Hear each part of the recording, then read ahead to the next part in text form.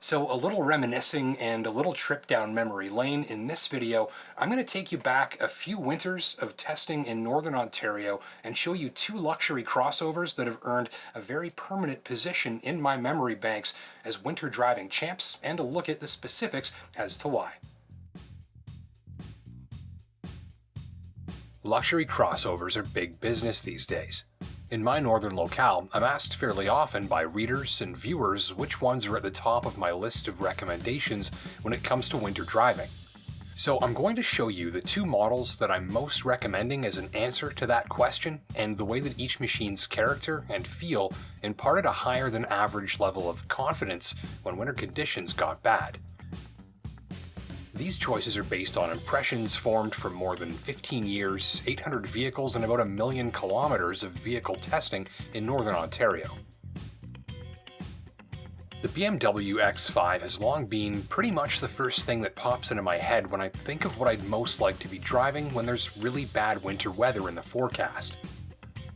And generation after generation, I keep going back to the X5 as one of the most confidence-inspiring winter driving machines that I've ever used for the same reason.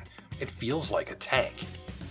The X5's steering feel is calibrated to give drivers a strong sense of feeling locked on and dialed into the surface of the road.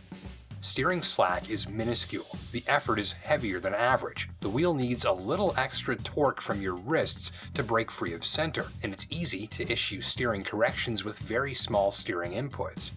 So it's heavy but precise, and that draws you into the steering feel the way a sports car does, and that gives you a stronger feeling of control. Add in a commanding driving position and the setup of the ride and handling to perfectly match the feel of the steering, and you've got a machine that feels lively and responsive when you're looking to adjust your position on the road, but also one that feels like it weighs 10 tons when you're just cruising through powder in a straight line. I suspect this is very much on purpose and designed by someone who enjoys driving in inclement weather. This setup gives the driving enthusiast the best of both worlds, sporty reflexes and a big sturdy feel on the road, even in the snow. If you don't mind the fuel bill, the twin-turbo V8 engine will huck snow skywards all day long, and it sounds good doing it.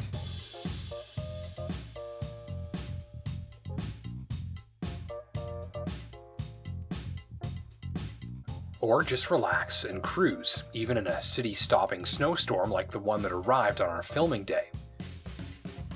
Even with all hell breaking loose outside, drivers are comfortable, relaxed, and feel very well supported by their machine. It's that smug sense of satisfaction that comes with comfortably conquering the elements. Just note that, like all vehicles, certain advanced safety systems that rely on vision or radar are likely to go offline in weather like this, as the sensors are blinded by the snow.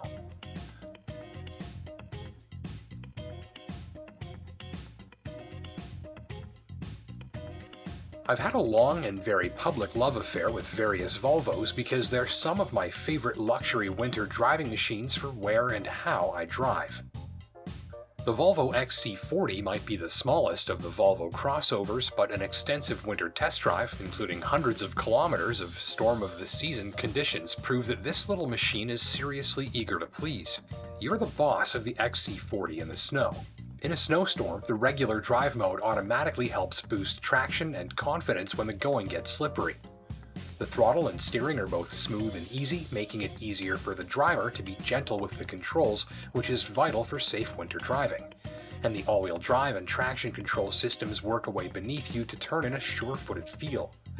There's nothing to think about here. Just keep your eyes up, focus on your steering, and let the machine do the work. It's very good at it.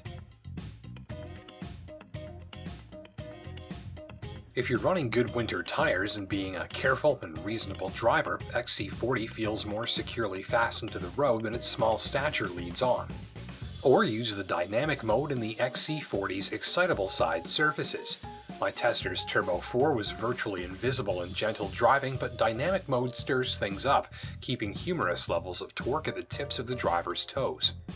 Other systems are recalibrated to turn in a livelier and more responsive feel, and the XC40 has some downright sporty reflexes that enthusiast drivers will enjoy on snow-covered back roads.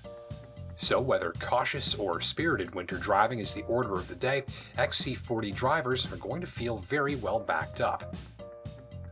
End of the day, the BMW X5 and Volvo XC40 both earn a permanent place in my memory banks as winter driving champs. Largely, that's because of what feels like some careful attention to how they feel, respond to, and support drivers across a wide range of conditions. The worse the conditions, the more you'll feel like you're getting your money's worth. So hopefully you found that informative, especially if you're considering one of those two vehicles for yourself, and if you live in a northern climate. If that's the case, or if not, what do you drive in the winter? What do you like? What are your favorite winter tires? Let your fellow drivers know down in the comments section below. Until next time, my name's Justin Pritchard for Driving.ca. Take care and drive safe.